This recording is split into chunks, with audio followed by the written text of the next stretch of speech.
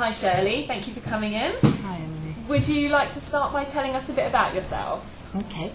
My name is Shirley McGrath. I have been teaching for a very long time. I teach mainly food technology, but I have taught a wide variety of subjects across all key stages, and I have been a head of year for 15 years. Excellent. And tell us a bit about your teaching qualification. When did you train and what qualification did you do? Well, I did it a bit of a weird way around. I did a diploma in institutional management in my late teens, and then I did a certificate in catering, and then 10 years after that I trained for teaching. So it was sort of, an unusual route.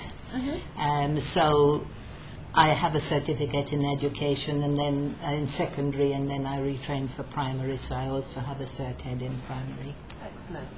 And tell us a bit about the school you've most recently been teaching in. What's that been like? I've been for a short while in Baylis Coed School, and it was only a one-year contract, so I've not been there long. Most of the time I've taught in inner London schools, and Baylis Coed School is probably the nicest school I've taught in that the pupils were that much easier, because most of the students I've always taught have been difficult, but that's never been a problem. And what sort of key stages do you have experience in with food technology?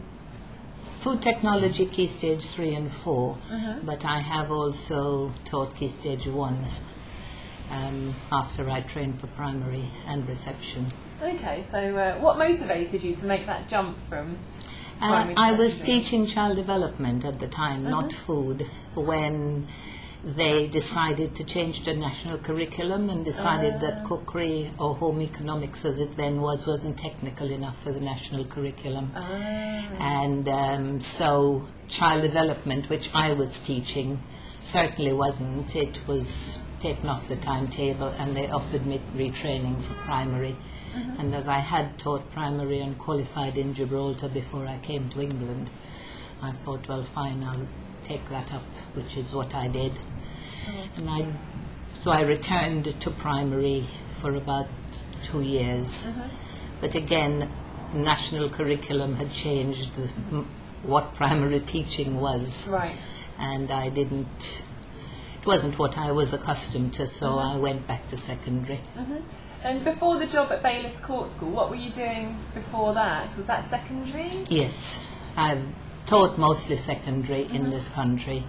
I should say I've only done about 2.5 years primary in England. Right. And was it the classes that you've been teaching, have they been mixed gender or have they been single sex? No, I've taught mostly mixed gender and some single sex girls. Never taught single sex boys. Would love to, but it's never cropped up. Right. And do you teach mixed ability classes, or have they generally been streamed? No, I think with food in general, streaming is not really necessary. It's mixed ability is what I've always taught, and that seems to work quite well. Okay. And what about the different ability levels in the class then? How have you catered for making sure you get the best from the least as well as the most able pupils? Again, it's down to the subject, Quite often I've had sort of what would be considered almost gifted children who wanted to do food, and they've not had the natural ability that the so-called less bright ones would have.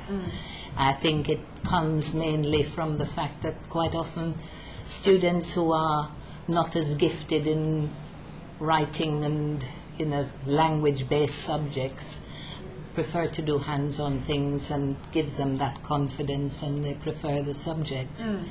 So obviously there is differentiation, but the way the subject is taught almost allows for one-to-one and small group teaching anyway, Right. and usually after some sort of demonstration, so it gives them that confidence. Yeah, yeah.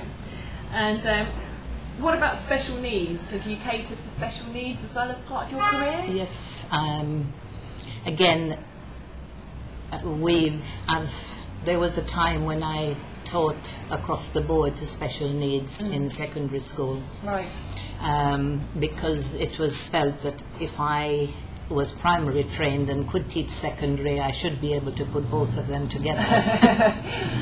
It didn't quite work like that, but I did do that for 2 years. And obviously there are special needs children in all of my mixed ability groups.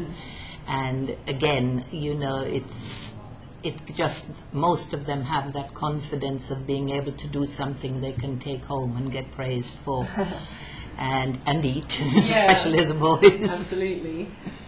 So what would you say your main strategies would be for classroom management, you know, if you've got someone messing around or not following instructions? I find that the subject motivates them because they want to cook. But you do get the occasional ones who do mess around, and, you know, I tend to sort of say, fine, you know, go and sit over there. If you can't join in safely because of health and safety issues, go and sit there, I'll come and speak to you in a minute. I usually try never to address bad behavior in front of the class because it just gives them an audience. Yeah.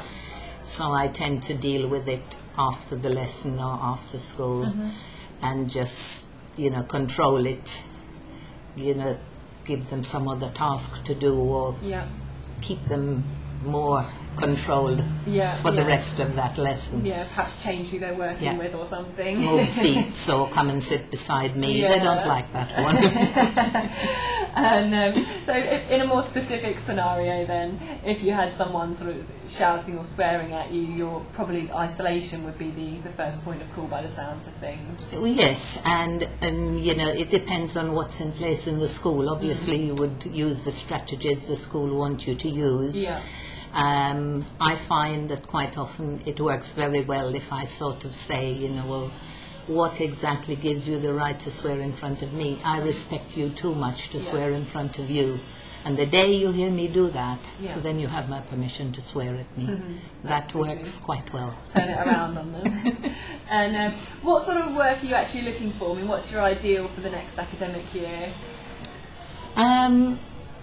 This is my first sort of supply job. I've never worked supply before. I've always sort of been in one school for a long time, so it's something new for me. Okay.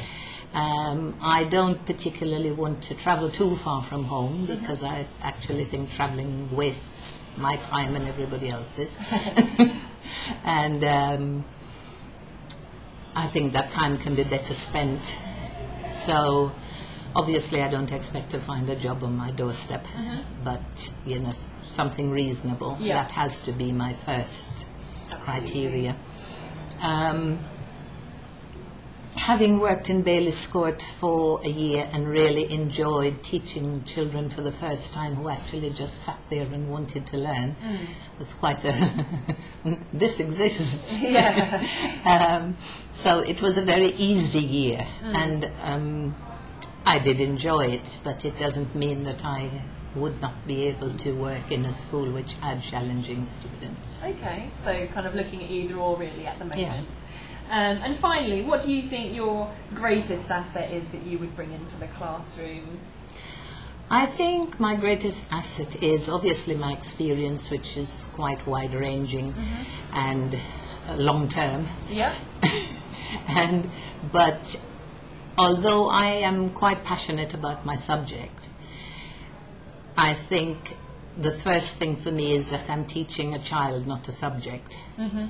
And therefore my interest and care in each individual child comes naturally to me, and I think that's my greatest asset. That's wonderful. Thank you very much. Thank you.